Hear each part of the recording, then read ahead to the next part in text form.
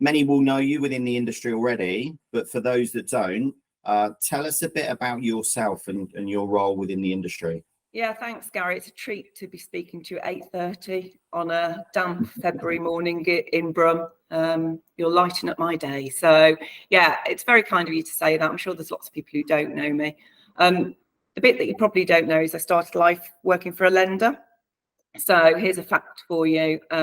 Birmingham Midshires was the first mortgage lender to introduce fee-free remortgages, the very first, and it wasn't my idea.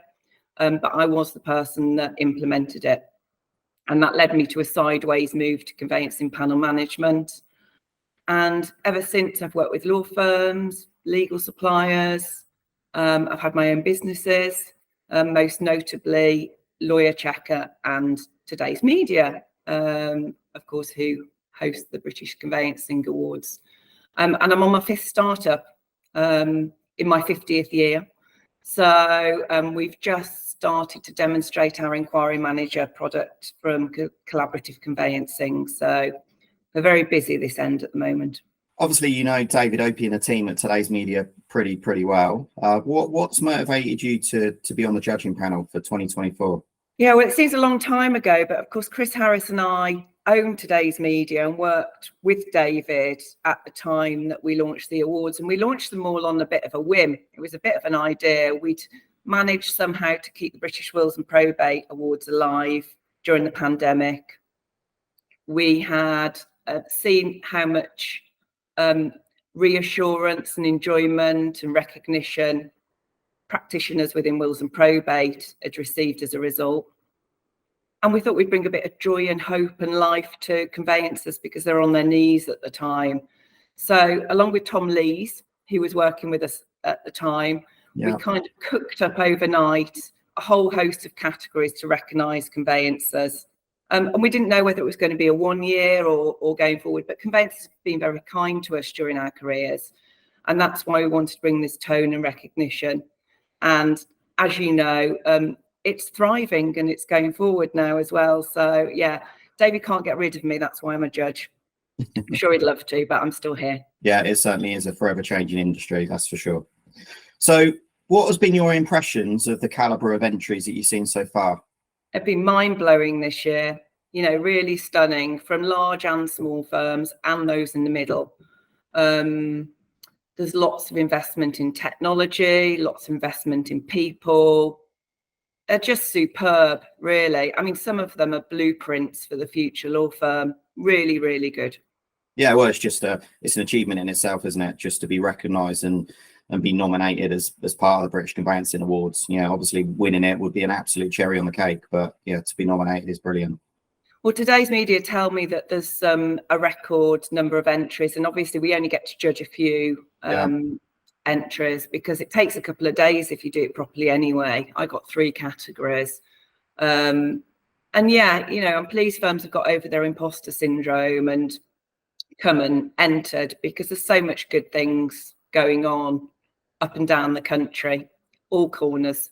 So yeah, it's exciting, isn't it? Yeah, absolutely. So we talk about service a lot in this industry, and obviously making the process seem more seamless in the conveyancing transaction. What would you say are the biggest themes coming out of the submissions that you've seen so far? Is it still service? Is it ESG? Is it efficiencies? Is it tech? What would you say are the big things? There's definitely an awful lot in terms of tech. Yeah. And you can see that on the market. There's more products available to law firms than ever.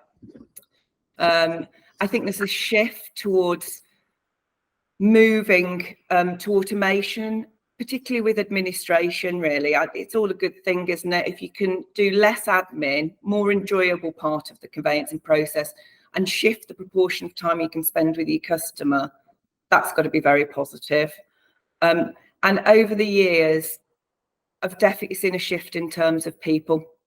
So the investment in people, and it might be creating different roles, actually. So, you know, your CTOs, your CIOs, maybe a project manager to look at new tech so it doesn't take a head of department's time away from conveyancing and managing a busy conveyancing team.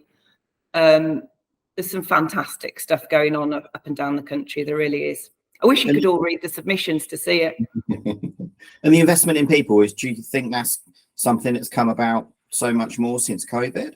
I think it is, but also I think it's a shift to recognizing that, you're only as good as your people as well. Yeah, 100%. You look at customer reviews. I looked at 100 customer reviews last week independently, and 97 of them mentioned an individual.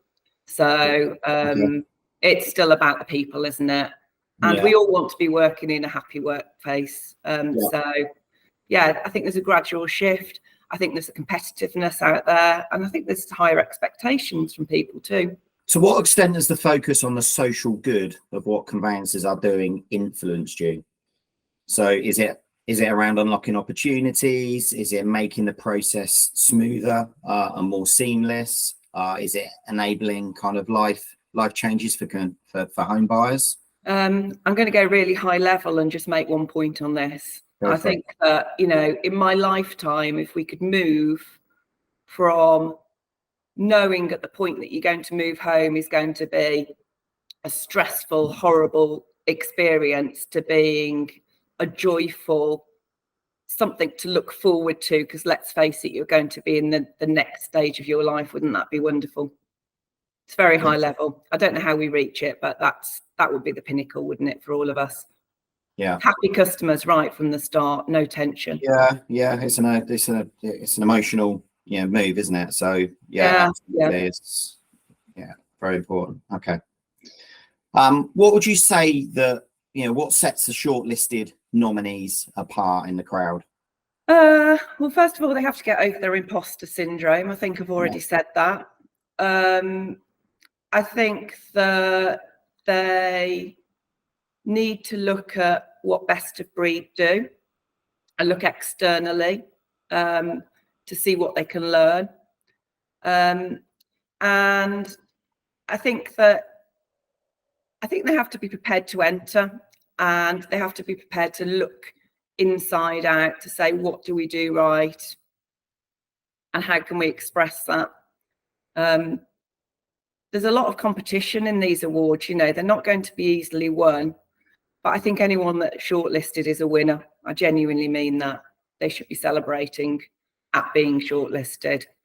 And for those who aren't shortlisted, well done in entering. There's always next year. Tell me a bit about your hopes and expectations for the remainder of this year in the industry. Oh, okay. So hopes and expectations, they're a bit different, aren't they? So I hope that law firms don't let themselves get behind. Mm-hmm. Sadly, I think some law firms will. I think they'll be close to looking about what's out there. If you look at some of the speed, some of the firms that have been shortlisted are moving. I would encourage law firms to be open and not close doors automatically to ways in which legal suppliers could help them. I hope the clients are kind. I hope that National Conveyancing Week is adopted by the mainstream media so we can get out there in front of all the public.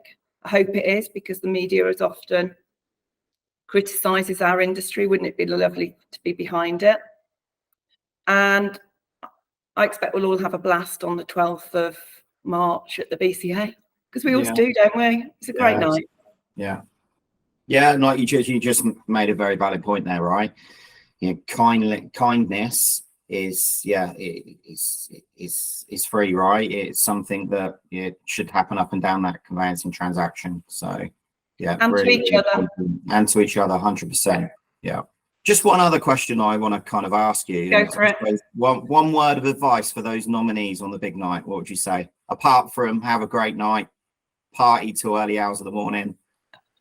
I'd probably say go to bed early, but that's because I am in my 50s. I don't have a word of advice for the night. I don't have, I can give a word of advice to someone I was very close to, gave me, and a number of other people, and that's the great Ian Floyd. So Ian Floyd said, don't waste a day. And I think that you can hold that piece of advice and that sentiment throughout your working life as well as on the evening. So, yeah, thanks, Ian. Yeah, very true words. Karen, lovely to see you, as it You always too. is. And thank you very much.